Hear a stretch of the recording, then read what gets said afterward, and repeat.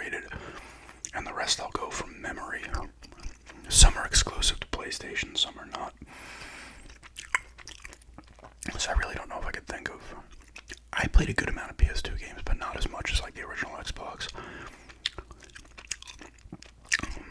I played more PS2 games than probably the GameCube. I'm talking like playing them full. But I do have two here. I'll get to those. I'll start with some other ones. This one wasn't exclusive. Castlevania, Lament of Innocence. I feel this game's pretty damn underrated. I mean, you could say the same about Curse of Darkness, which was the other one. That one was also on the Xbox. Lament of Innocence was just on the PS2. It's the first. It's like chronologically, it's the first. So you have Leon Belmont in that one, and it starts off with the guy, and I think who eventually becomes Dracula. I think Leon's like wife gets kidnapped by the dude. I forget his name. And you gotta go to the castle. It's just a really good 3D action game, similar to like a God of War or Devil May Cry. Well, it was before God of War, but like a Devil May Cry. In that vein, except you're using the whip and you're getting other classic Castlevania items to use. Incredible soundtrack. This is a soundtrack that's going to be in my top 10 when I get around to making the top 10 game soundtracks for me personally. That's going to be in there because it's fantastic. Most Castlevania games actually have incredible soundtracks, but this one's really good. I said the combat's fun. It's the classic, you're running, you see the map, so you know what areas you've cleared out. It goes like red or something, I forget. Then you can go back and go to the guy who hangs out in his cabin, I forget his name too. And you get information, and you get items and whatever from him.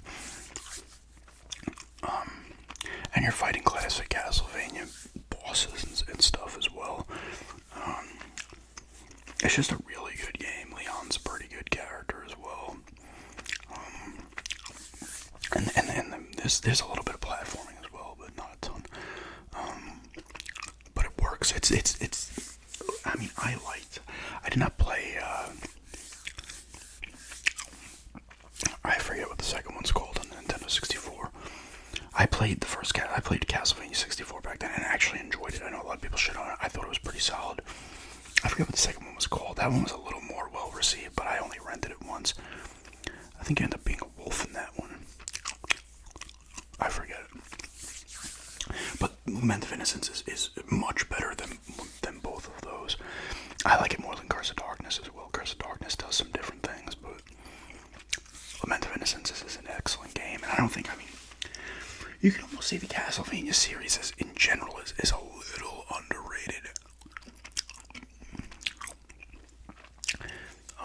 It has a following, but not a massive following like some of the other franchises that started around then. But it's popular enough, I guess. But I feel like Lament of Innocence, I don't think it ended up being a greatest hits. I think you gotta hit is it even just 250 or 500,000 to be greatest hits?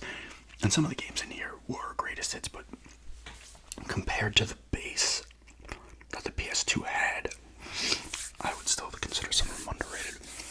But Lament of Innocence is absolutely is a great soundtrack, solid gameplay. It's not overly long, but decent enough length. If you want to try to do everything, you can find hidden areas as well and stuff like that. You're busting up the little pillars and whatever candles to get your.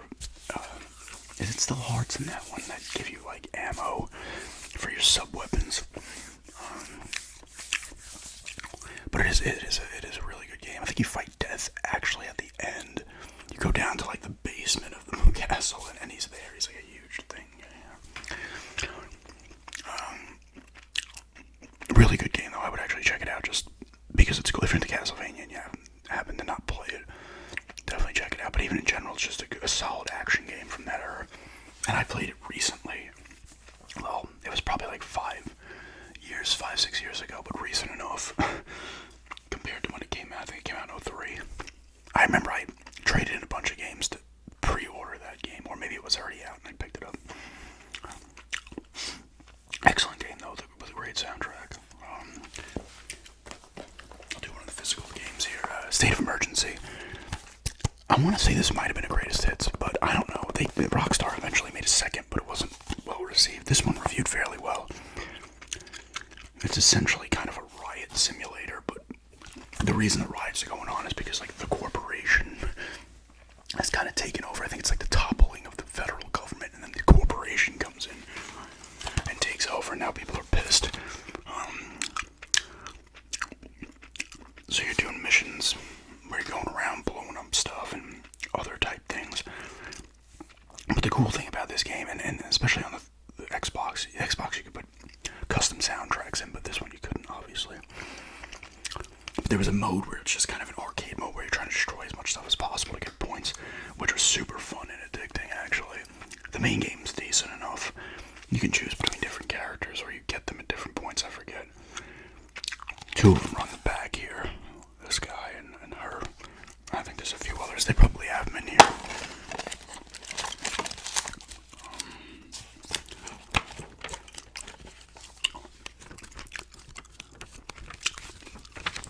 Chaos mode. Yeah, there was a couple of different ones.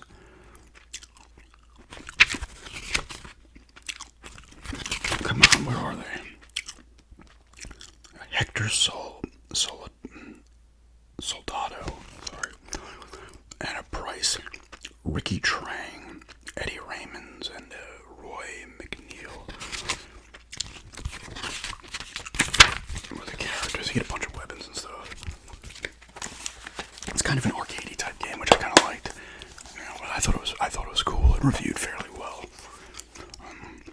They did make a second one, which was not as well received, and never went back to it, I'm pretty sure. But it's definitely worth checking out, especially for those other modes that were fun. Little arcade style mode. The story is decent for what it is. That's another one. You know, there's some I can't remember. Like Shadow of Rome was an exclusive for PlayStation made by Capcom.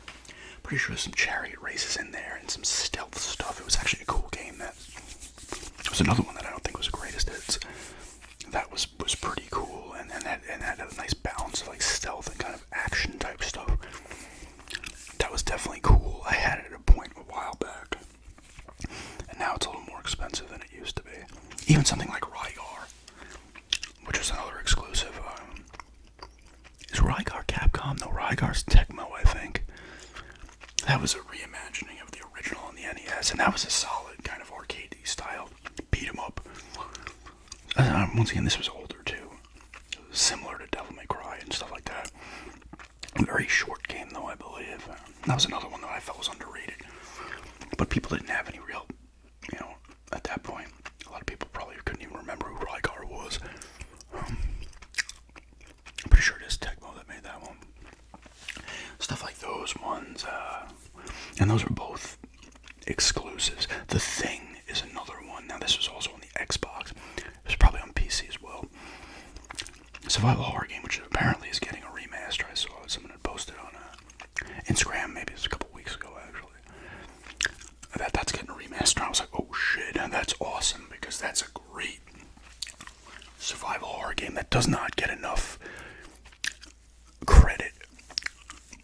I think it is supposed to take place before the movie. I can't remember, or maybe it's after. I don't know. One or the other, right? But you have your squad with you, and you have to keep them calm because they start, you know, like in the movie, like, who's the thing? You start bugging out if someone's acting weird. Good combat in it. It's pretty creepy as well. You know, you're in the, I guess it was the Arctic, right? You know, so you get the frozen kind of tundra type stuff. I said the combat was fun. That's another game I'd like to pick up. But if the remaster comes out, that'll probably be cheaper than it costs to buy the game for the PS2 or Xbox. Xbox one's probably about $25-$30, so maybe it would be less.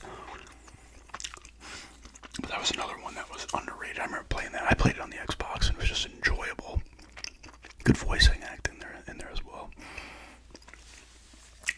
But it did cool stuff, you know. Like I said, it flew under the radar for a horror game. You know, you could argue maybe the Fatal Frame series is underrated, especially compared to Silent Hill and Resident Evil. The other two, like, big dogs. I mean, I'd even say it's not as popular as a Dead Space. It's definitely not as popular as Resident Evil, but most aren't. If any are as popular as that. It's not as popular as a Silent Hill. details. And honestly, you could sit here and argue that Silent Hill 3 and 4 are underrated games, especially 4. I think 4 is underrated, but you can go it's underrated in terms of Silent Hill. But I mean, Silent Hill 2 was the big one that people bought. 3, I don't think was greatest hits. 4, definitely, I don't think it was either on either of the systems. 2 was on both. But Fatal Frame, you can argue, kind of gets overlooked. At least here. It's probably bigger over in Japan, but... And those are creepy as hell games to me. Like, they're super creepy, great atmosphere. Good gameplay with the camera. You know, the camera taking pictures of the ghosts and getting different film that's powerful, more powerful. Get more points on, you know, hit points on the ghosts when you attack them. Just a cool game. Like I said, you could argue Silent Hill 3 and 4 are too. Especially 4, more so 4. I mean, Silent Hill in general, you could sit here and argue is a little underrated in itself.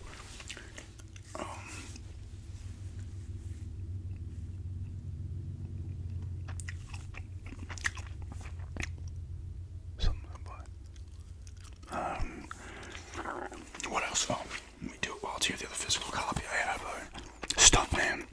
Now, this was a greatest hit, but this still, in my opinion, is underrated. Kind of. It was like noticed at first, and I think because like I think it might only be like 250,000 to be a greatest hits. Either way, compared, especially as an exclusive, compared to the base of the PS2, which ended up selling like 150 million units. Even if you want to go back in its prime, or maybe it's like 80, 90, 100 million, not selling, you know, like this game, like a lot of people don't know Stunt Man. It's just an awesome game. You're a stunt man. It's a great trial and error game. It's gonna piss you off. You're gonna restart a ton, you know. But once you start it, it is very satisfying when you get it done. When you do a scene perfectly, and you're just like, yes, you get no strikes. You just rip it up. You're like, yes, it's very satisfying. It's like a Tony Hawk where your run's not going like you want it to. Like, say you're trying to get the points in the Tony Hawk. Get 10 seconds in and you fuck up. You're like, restart. You know, same thing on this. You screw up, you're gonna restart it.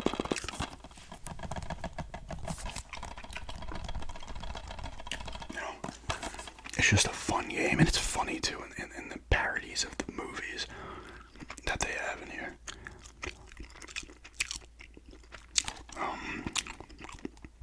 And you drive different kind of vehicles and stuff. This is back when they would have special features on the discs.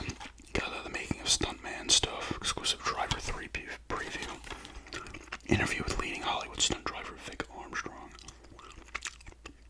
It reviewed fairly well, and it was cool, but I feel like it didn't get as much, like, I don't know, recognition or whatever that it deserved, because it is fun. It's actually really, and it was a different kind of game too at the time, and still kind of is. Really fun though. It'll piss you off. What else? You know, I could sit here and say, like, and these were on the Xbox as well. One was even on the GameCube. But the Legacy of Kain series, in my opinion, is fairly underrated overall. You know, you had Blood Omen, the original, on the PS1, and that was by the people who made Eternal Darkness and Metal Gear Solid, the Twin Snakes, on the GameCube. I forget the name of their company.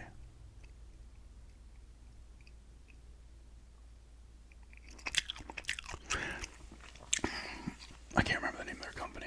Silicon Knights. That's what it used to be, I think. And they did 2 Human on the Xbox 360.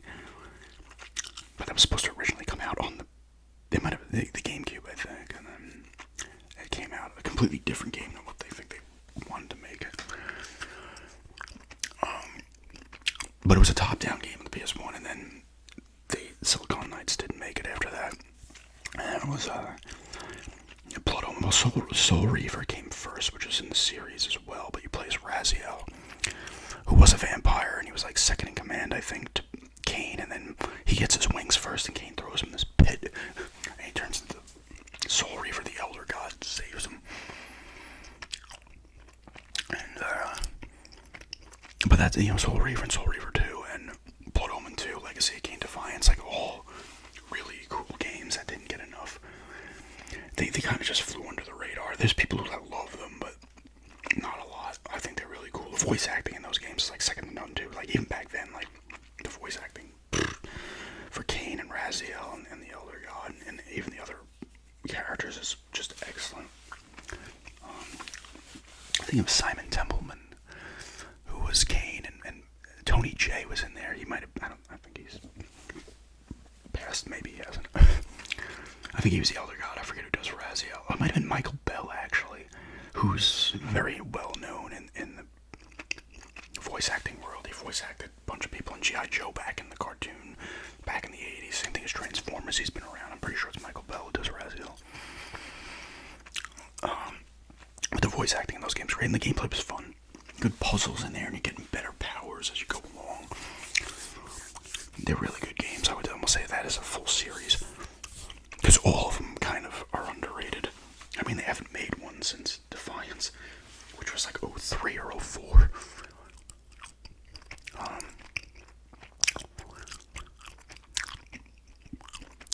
A great series. I'm trying to think of like other PlayStation 2 exclusives that could kind of fit that bill of underrated, but I don't know. Like I said, it'd be Stunt Man, Lament of Innocence, even like a Shadow of Rome and Rygar were all exclusives. I'm trying to think of other games. I'm trying to make my head process other games that might have been exclusive that I played back then.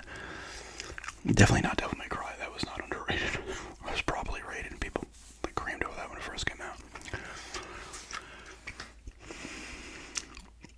It's not the Final Fantasies.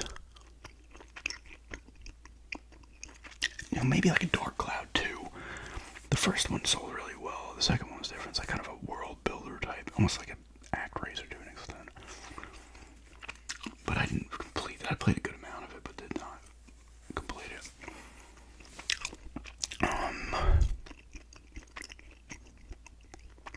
I'm trying to think of specific exclusives, not ones that came out. Even if they've come out now on other systems, we'll talk about back then. Ones that I've played as well. The Warriors, even though it wasn't exclusive, I think that was kind of underrated too. That was on the Xbox as well. Just the PS2. That was an awesome game. Like the first half of the game was like kind of an open world. You're doing shit as a gang, and then the second half of the game is the movie. And it was really well done, and they got a lot of the people who were the voices in the movie to come back to reprise their roles, which I thought was cool. That was one. I always remember you had to use the thumbsticks when you were stealing car radios. Like, that was a really cool game. That, you know, for a Rockstar game, I think was kind of underrated. You know, back then with Rockstar, it was all about GTA. You know, a lot of their games were kind of, even you could say Red Dead Revolver, which was originally a Capcom game, and then Rockstar grabbed it. You know, before Red Dead Redemption, it was Red Dead Revolver. It's a pretty cool game. But that was also on the Xbox. You know, I'm looking up at the games I have, and like none of those I could really. I said the Fatal Frame series, you could say 3 was actually exclusive, the other 2 were not. The Sly Coopers weren't, in my opinion. Obviously, the Jack games were not. Ratchet and Clanks definitely were not underrated. There's probably maybe like a Maximo, but even that did well. That was like the modern day by Capcom. It was like at the time modern day, like Ghouls and Ghosts. I think it was the same guy actually. Maybe it was a sequel to the Ghouls and Ghosts games. I'm pretty sure he's still using Arthur in that, right? Like I said, there's some I'm missing, but there's a lot I didn't play, so I can't, you know, kind of say that those are ones. Laptop started making noise here, but maybe I'll end on that. Let me see if I can think here for a minute of something else that was exclusive. I could always say Gladius, but that was not exclusive. I talked about Gladius being underrated 1,000 times, though. I'll never stop talking about good old Gladius.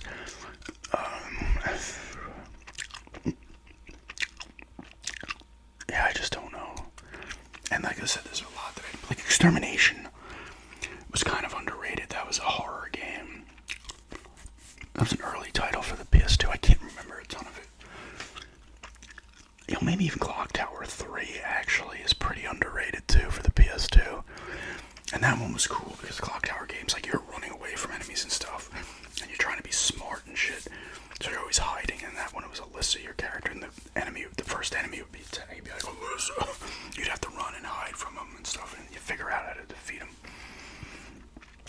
And that game had gruesome, at the time, gruesome cutscenes for like how the people died and stuff.